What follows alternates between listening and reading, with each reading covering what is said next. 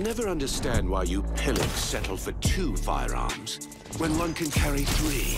I said, hold up, wait a minute, something ain't right. Hey everyone, Thordan Smash here, and yesterday was May 4th and I forgot to wear the Mandalorian helmet, so I thought I'd make up for it today by wearing my Doom Guy helmet, but today we are going to be talking about Season 17. We know a little bit more information about Ballistic and some of his new abilities, emotes, and finishers, but along with that, Apex Legends, EA, and Respawn are kind of under fire right before the new season starts, and we're going to cover that and the heirloom that we're never ever probably going to see in Apex Legends. We're also going to give out 45 bucks. All you gotta do is like, comment, subscribe. You guys know the drill, but without further ado, let's talk about what's going on. So Season 17 is shaping up to be a pretty good season for Apex Legends. The new Legend Ballistic looks absolutely fantastic, and his new finishers and emote look fantastic. The one where he pulls it out and stuns Crypto, along with the one where he knocks out Fuse and ruffles his jacket a bit. Of course, the brand new emote as well, where he shoots a bang out of his tactical, looks also very, very funny. We've got the new weapon mastery system, a brand new firing range overhaul, which obviously took a lot of work to actually craft and make, and World's Edge is completely changed for the first time in about 4 or 5 seasons, and Fragment is no longer going to be the main hot drop. And it's very clear to see that the developers are working very hard on making this the best product that they can possibly give to us. However, there is a little bit of a downside, and Apex is already under fire with a new article that released yesterday, and it sheds some light on how EA is handling Respawn and also its community. Some of you might remember from about 2 seasons ago, we got a bunch of leaks about upcoming skins coming into season 16 or 15, and they were all for the ALGS event. Some of these were very, very awesome. They feature skins for C9, Space Station Gaming, TSM, Dark Zero, Complexity, Crazy Raccoon, NRG, 100 Thieves. They were all listed here, and they all were very unique and very well designed. It turns out those were actually designed by the orgs themselves, according to this article. And the best part about this was we were finally going to get the heatsink flatline recolor come into the game, which you would be able to get as an heirloom, which was absolutely fantastic, and I think everyone was totally down for. They did nerf the iron sights literally 1 month before this got leaked, which makes sense. They were going to nerf it before they sold it, but then EA shut down talks for this special event on September 16th, 2022, according to the article. It was due to a failed rev share project, and this kicked off one of the largest departures in Apex Legends and esports in general. 5 tier 1 organizations such as Team Liquid, G2, Cloud9, Navi, and Space Station Gaming, all of which were involved in this revenue sharing talks for Apex Legends ALGS, let go of their rosters and moved to other esports titles. And you know this is particularly bad when those same orgs are still within Halo, which is a completely dead game at this point, yet they're keeping their rosters there because at least Halo and Microsoft are supporting its esports scene. Like, that's absolutely crazy to me. Apparently, the original offer made to these teams was for about $60,000 for the entire team. That includes not only the staff that designed the skins, the org as a whole, to the 3 individual players, whatever coach you have, whatever management you have, and overall $60K is just not a lot when you know that Respawn is probably going to bank millions of dollars on this event. So in response, TSM and Team Liquid drafted a letter rejecting the offer that EA had made, and they got 14 of the 20 orgs involved in the revenue sharing discussions to actually sign off and agree with this letter. Obviously, some of those left. And this has actually led to the esports scene now specifically blaming EA for this, saying, I'll be honest, EA is the worst publisher in esports. It's like a giant step down from everybody else. But apparently it's not only EA. EA could not get Respawn on board either. Apparently EA and Respawn are at crossroads on this, and they're fighting back and forth, at least according to what the sources are saying. Now, we do know that from 2 pro players, one being Tech saying, who let us know 3 months ago that the one-time payment of $60K for the entire org was in fact the case, and they didn't offer a percentage of all these skins and banners sold, just a flat rate. And we also know from another pro player, I'm Madness, who specifically stated that when he was at ALGS in London, that a Respawn employee told him there's no reason for them to share with the teams, and that they'd rather just keep their money to themselves. And it is important to know that the new Respawn team is not the original Respawn team. They've all gone off to Wildlight Studios. It's important to note that the Respawn team doing this is the executives, not the developers. The developers obviously put in all that hard work for the stuff that we just talked about coming in season 17. But the upper management at Respawn has now become what we all feared. In a sense, it is EA Light. And we can see that very simply by looking at the fact that cross progression still will not be coming in season 17, as we talked about yesterday, with the developer stating that he really wants to get this done ASAP, but they just don't have a date on it. Along with that, the next gen is also not going to be releasing in season 17, according to GG Recon. If EA and Respawn won't even work with pro esports organizations that make them money, what hope do we as a general player base who literally give them our money ever have a hope of getting some of the features we've been waiting for a very long time? Let me know down below, what do you guys think about the fact that EA, Respawn, and ALGS were not able to give this event to us because they could not come to a negotiation? Are you on EA and Respawn side, or do you kind of feel for the ALGS teams? And until next time, Legends, keep slaying in the Outlands. I'll see you out there.